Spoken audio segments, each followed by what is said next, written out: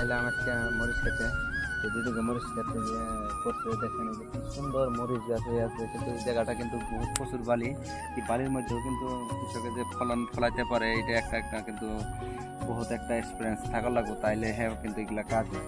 এখানে এত বালি, কিন্তু বালির মধ্যে এত সুন্দর ক্ষেত্রে একদম মরিচ একদম যোগাযোগে লেগে গেছে। আপনারা দেখতে পারেন যে দেখাইতেছি আমি, এত ফুল সূর্যমুখী গাছ, কিন্তু এটা সূর্যমুখী চারা হয়। তো এটা হলো মেনটেন এখন বর্তমান যেহেতু বারিশার সিজন, জ্যৈষ্ঠ মাস পাইয়ে গেছে, জ্যৈষ্ঠ মাসে এত জল ফল দিতে লাগে না, কিন্তু যখন চৈত মাস বা কি কয় চৈত মাসের আগের মাস থাকে তখন কিন্তু প্রচুর মানে একটা গরম ভাব থাকে। তো ওই সময়টা কিন্তু প্রচুর জল দিতে লাগে, কিন্তু একদিন পরে পরে জল দিতে লাগে। এই যেহেতু এই জায়গাটা একদম বালিময় জায়গা, তার জন্য কিন্তু জলটা দিতে লাগে।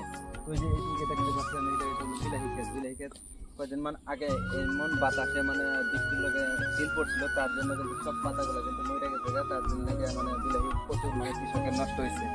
তাই যে দেখতে পাচ্ছেন একটা পাতা নাই, কিন্তু ফলগুলো রয়ে গেছে।